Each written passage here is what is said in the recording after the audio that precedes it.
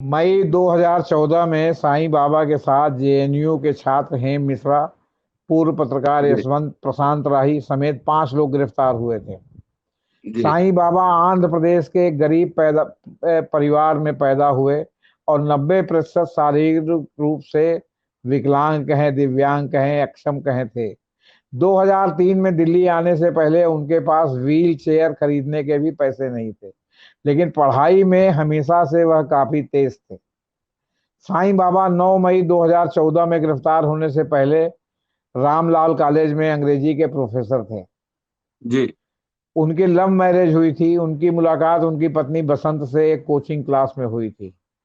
Akhil Bharatiya people's resistance forum AIPRF के एक कार्यकर्ता के रूप में उन्होंने कश्मीर और उत्तर पूर्व में मुक्ति आंदोलन के समर्थन में दलित और आदिवासी अधिकारों के लिए प्रचार करने हेतु 2 लाख किलोमीटर से अधिक की यात्रा की थी।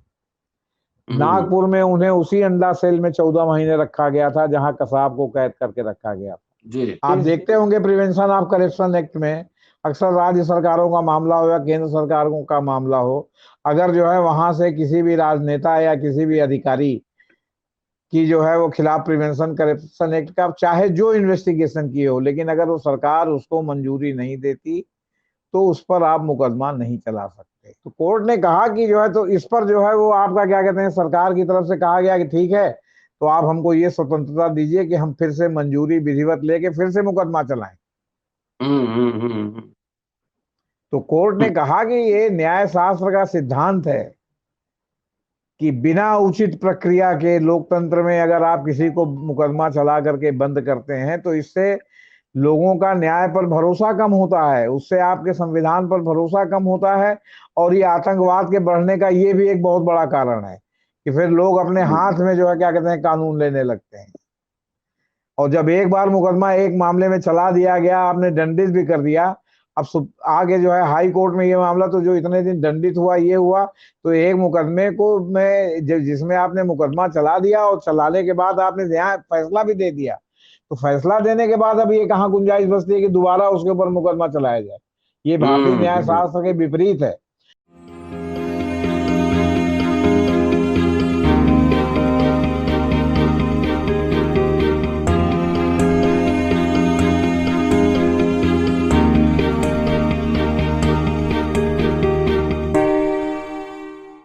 प्रोफेसर GN साई बाबा, नाम सुना ही होगा। दिल्ली यूनिवर्सिटी में प्रोफेसर हैं, रामलाल आनंद कॉलेज में हमारे कलीग हैं। और आज नागपुर हाई कोर्ट ने उन्हें रिहा कर दिया है। उनके ऊपर सरकार ने कई गंभीर आरोप लगाए थे। दलित राइट्स, आदिवासी राइट्स के लिए लगातार लड़ते रहे हैं और इस वजह से कई आरोप, गंभीर आरोप लगाकर माओवादी लिंकेजेस, तमाम इस तरह के आरोप लगे और उनको सरकार ने गिरफ्तार कर लिया था। लंबे समय से जेल में रहे और आज नागपुर हाई कोर्ट ने उन्हें रिहा कर दिया। दोस्तों, रतनलाल बोल रहा हूं और आप देख रहे हैं अम्बेडकर नाम। इस विषय पर चर्चा के लिए हमारे साथ JP सिंह साहब मौजूद हैं, पत्रकार, संपादक, एडवोकेट हैं और इनकी नजर इस तरह के मुद्दों पर बहुत ही बारीक नजर होती है। उनसे जानेंगे कि क्या हुआ और कैसे उनको रिहाई मिली। पहले उनको उम्र कैद की सजा मिली थी, अंडा सेल में उनको रखा गया था जिसमें कसाब को रखा गया था। क्या वाकई GN साई बाबा, जो कि 90% विकलांग है, उनसे सरकार व्यवस्था को इतना खतरा है? स्वागत है सर अम्बेडकर नामा में। जी नमस्कार। नमस्कार सर। क्या सर, आज तो ये बड़ी खबर है, उनके साथ और कई साथी भी रिहा हुए।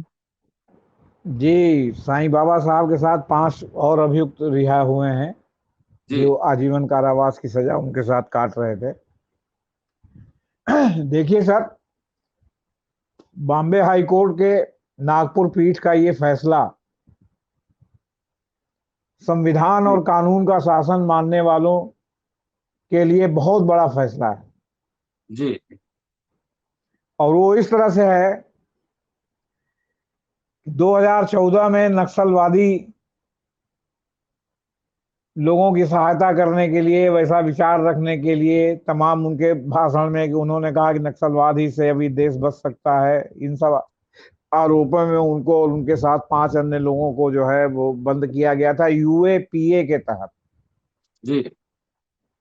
यूएपीए के तहत न जल्दी जमानत होती है, और जो सजा वजा भी जो होती है बहुत से मतलब उसके ऊपर आधार पर होती है, जो आमतौर पर अक्सर हाई कोर्ट सुप्रीम कोर्ट में टिकती नहीं है, क्योंकि लोअर कोर्ट के जज काफी दबाव में रहते हैं और उनको न कोई प्रॉपर ट्रेनिंग होती है, न ये होता है, न सुप्रीम कोर्ट उनके लिए रिफ्रेशर कोर्स चलाता है, ना अभी तक इस तरह के सब जो है वो क्या कहते हैं आपके बाइंडिंग जजमेंट्स हैं कि जिनके जो है वो क्या कहते हैं दिशा निर्देशों के तहत लोअर कोर्ट के जज फैसला करें। नतीजा है कि उत्पीड़न जो है वो कुल मिलाकर के आरोपी का उत्पीड़न हो जाता है। मान लिया हाई कोर्ट से बरी हुए, 2014 से गिरफ्तार थे, 8 साल लग गया ना छूटने में।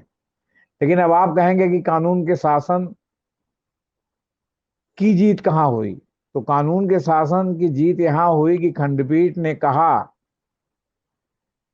कि सत्र न्यायालय ने यूएपीए की धारा 45(1) के तहत केंद्र सरकार से मजबूरी के अभाव में, माने मंजूरी के बिना, साईं बाबा के खिलाफ चार्ज फ्रेम किए थे। अब बात समझे? हम्म। जैसे जी जी। किसी को भी जब गिरफ्तार किया जाता है और अदालत में मुकदमा चलता है, तो जब सत्र अदालत में या मजिस्ट्रेट की अदालत में जहां उस पर मुकदमा चलना होता है, जैसा भी केस रहा, तो उसमें प्रावधान है कि केस चलने के पहले जो जो पीठासीन अधिकारी होता है, और सत्र अदालत का पीठासीन अधिकारी हो, जुडिशियल मजिस्ट्रेट हो, वो ये देखता है कि जो भी अभी तक उसके सामने चार्जशीट रखी गई है, उस चार्जशीट में कितने लोगों का नाम है, उनका क्या क्या रोल असाइन है, कि उन्होंने क्या क्या किया और वो मुकदमा चलाने योग्य है। जैसे एक उदाहरण के लिए आप देखते होंगे कि अक्सर जो है वो क्या कहते हैं, मान लीजिए कोई मर्डर है, 307 है, तो उसमें दिखाया जाता है कि साथ 10 लोगों ने घेर के मार दिया, गोली एक लगी है, हम्म। लाठी के चोट के निशान शरीर पे नहीं है, तो कहा कि साहब फलाने ललकार रहे थे, फलाने जो है क्या कहते हैं मतलब उन्होंने गोली मारी, और फलाने जो है वो सब लाठी लेके चमका रहे थे या बंदूक लेके ही चमका रहे थे। जी जी जी। तो सवाल है कि गोली एक लगी, तुम्हारा गोली एक ने, हम्म और ललकार रहा था, तुम्हारे लिए चलिए ललकार रहा था, लेकिन जो बाकी लोग लाठी वाले जो लेके ऐसे चमका रहे थे, उनका बाकी उसके में क्या रोल है? तो अक्सर कोर्ट उनको पहले ही डिस्चार्ज कर देती है बिना मुकदमा चलाए, कि हम्म। जो चोटें हैं आरोपी पर या मृतक मृतक के जो है जो मतलब पोस्टमार्टम में जो एंटीमार्टम इंजरी सब आई हैं, मरने के पहले जो चोटें उसको लगी हैं, उसमें लाठी की चोट है कि नहीं? तो लाठी की चोट नहीं, तो आपने दिखा दिया कि एक आदमी लाठी लेके खड़ा था या 2 आदमी लाठी लेके खड़े थे, तो लाठी की तो एक भी चोट नहीं है, तो उनको डिस्चार्ज कर दिया जाता है। इस तरह ये कानून की प्रक्रिया है। और जिन मामलों में आपके जो है सरकार की सहमति नहीं मिलती, वो मामले नहीं चलाए जाते आमतौर पर। जी। आप देखते होंगे प्रिवेंशन ऑफ करप्शन एक्ट में अक्सर राज्य सरकारों का मामला हो या केंद्र सरकारों का मामला हो, अगर जो है वहां से किसी भी राजनेता या किसी भी अधिकारी की जो है वो खिलाफ प्रिवेंशन करप्शन एक्ट का चाहे जो इन्वेस्टिगेशन किए हो, लेकिन अगर वो सरकार उसको मंजूरी नहीं देती, तो उस पर आप मुकदमा नहीं चला सकते। तो इसमें जो है वो मंजूरी केंद्र सरकार की जो है 45(1) के तहत नहीं मिली थी, लेकिन इन्होंने चार्ज फ्रेम करके उन पर मुकदमा ही नहीं चलाया, बल्कि उनको जो है वो क्या कहते हैं आजीवन कारावास की सजा भी दे दी लोअर जी। कोर्ट ने, मतलब से सत्र अदालत ने। तो कोर्ट ने कहा कि जो है तो इस पर जो है वो आपका क्या कहते हैं सरकार की तरफ से कहा गया कि ठीक है, तो आप हमको ये स्वतंत्रता दीजिए कि हम फिर से मंजूरी विधिवत लेके फिर से मुकदमा चलाएं। हम्म। तो कोर्ट ने कहा कि ये न्याय शास्त्र का सिद्धांत है कि बिना उचित प्रक्रिया के लोकतंत्र में अगर आप किसी को मुकदमा चला करके बंद करते हैं, तो इससे लोगों का न्याय पर भरोसा कम होता है, उससे आपके संविधान पर भरोसा कम होता है, और ये आतंकवाद के बढ़ने का ये भी एक बहुत बड़ा कारण है कि फिर लोग अपने हाथ में जो है क्या कहते हैं कानून लेने लगते हैं।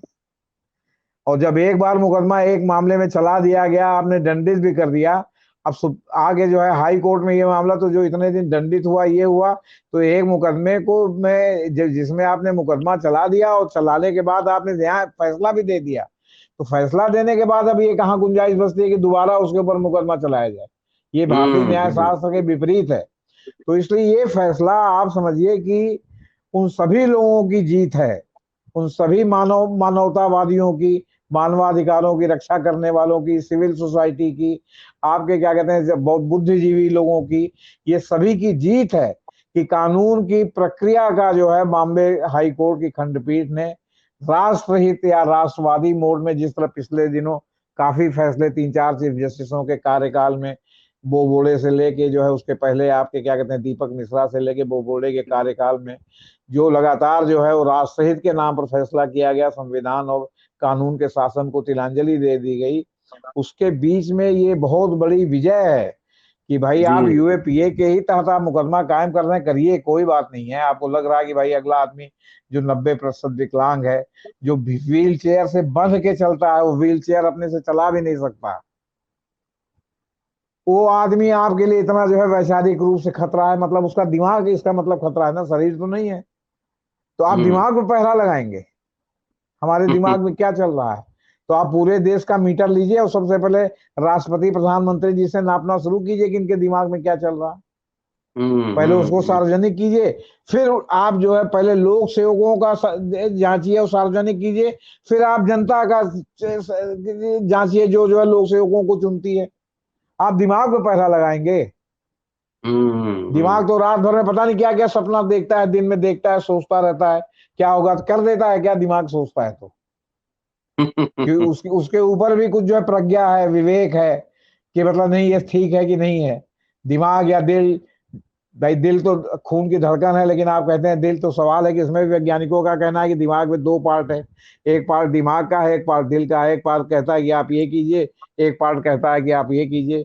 तो उसमें जो है वो अंत में विजडम प्रिवेल्स, जिनमें हो जाता है वो कुछ नहीं करते, और जिनमें विजडम प्रिवेल नहीं करता वो आत्महत्या कर लेते हैं, वो किसी की जी हत्या जी। कर देते हैं, वो कहीं लूटपाट कर देते हैं।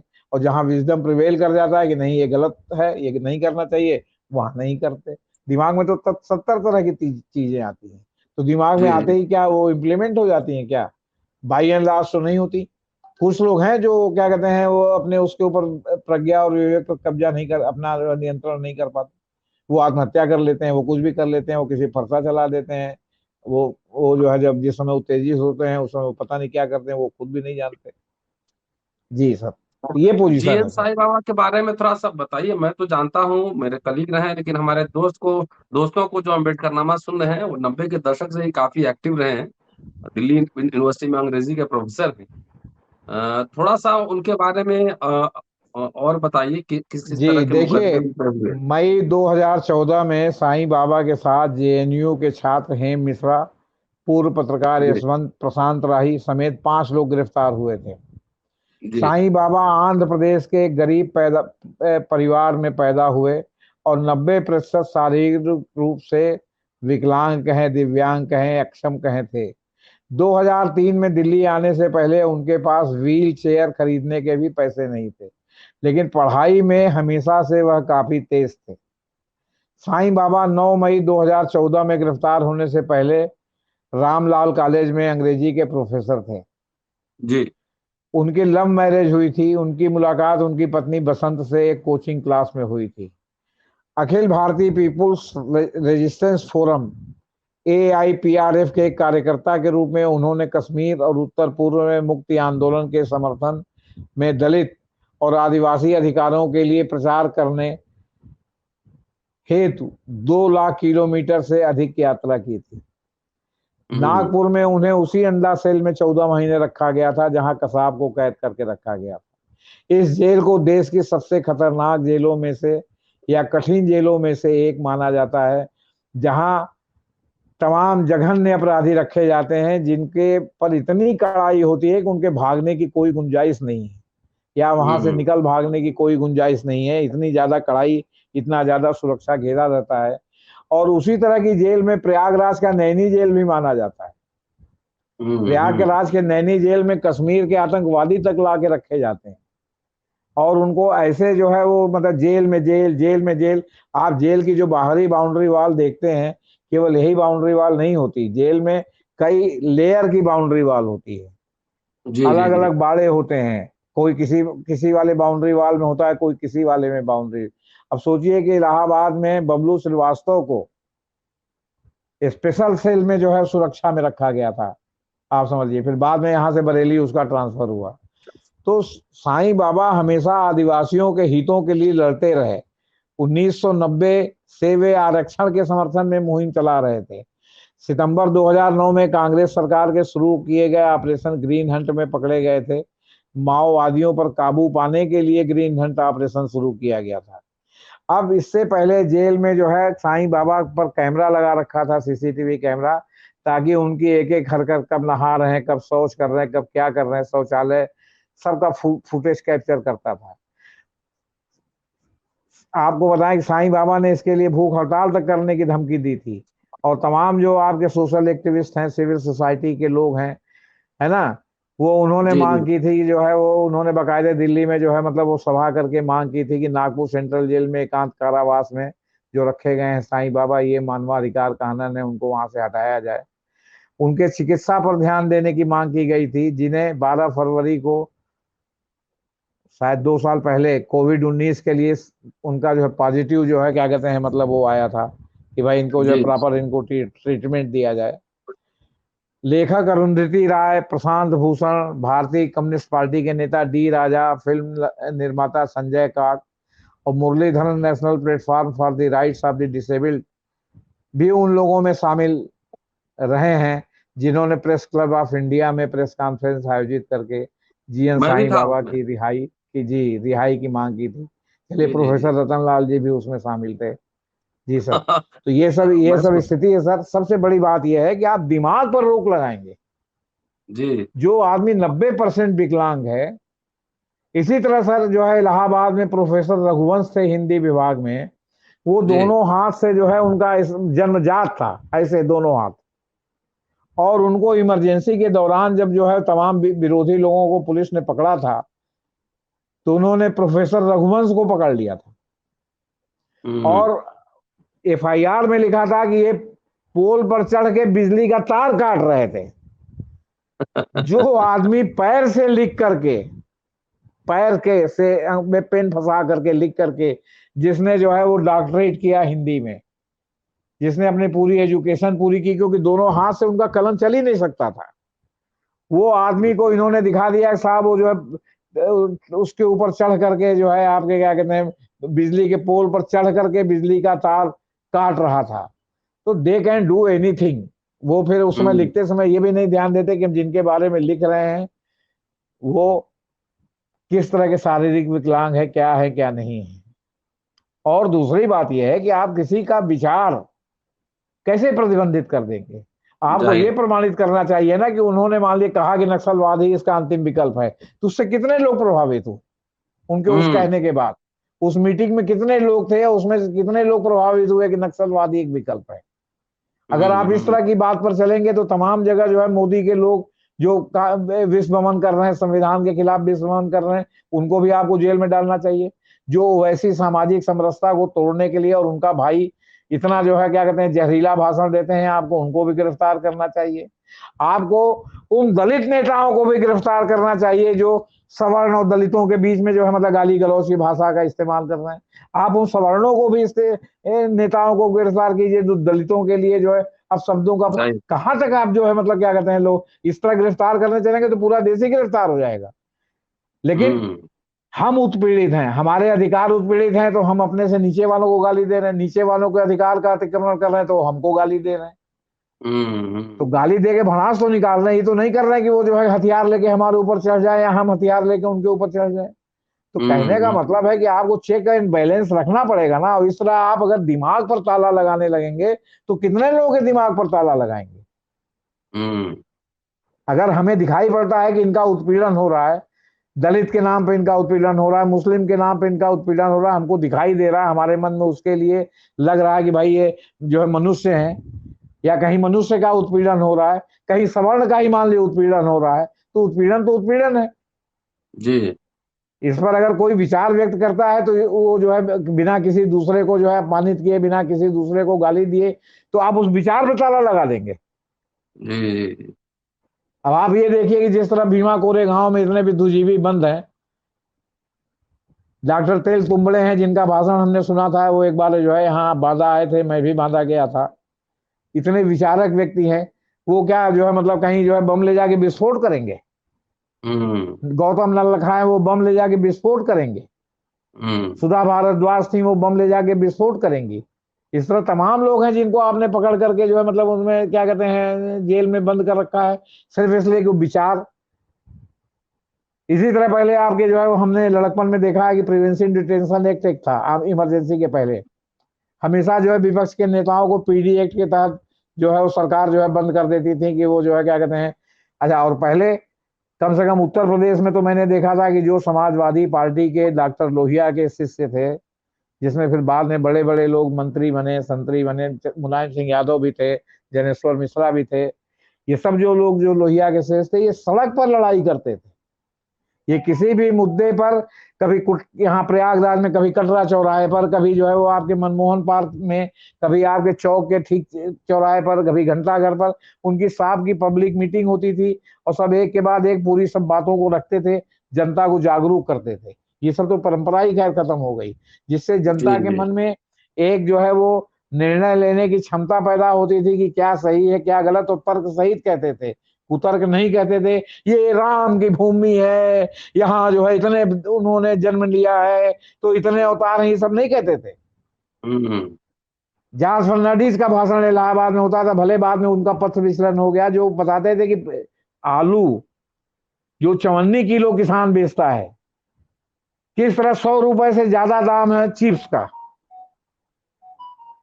किस तरह जो पोटैटो चिप्स है उसका 100 उस डेट में 100 रुपए किलो से ज्यादा दाम है, जो आलू 54 किलो आपका जो है किसान से जो है वो क्या कहते हैं व्यापारी खरीदता था। ये कोई है बताने वाला आज की डेट में कोई नहीं। कि इसकी मूल लागत जो है 54 थी या 1 रुपया है, और इसकी जो है अब जो है 1000 रुपए किलो बिक रहा है। डॉक्टर लोहिया कहते थे कि जो है वो क्या कहते हैं 1.5 गुना से ज्यादा दाम नहीं होना चाहिए किसी चीज का, दाम बांधो। उन्होंने आंदोलन चला रखा था। इतना वैज्ञानिक ढंग से लोग सोचने वाले कि बिना क्रांति किए किस तरह जो है वो सामाजिक व्यवस्था ठीक किया जाता था।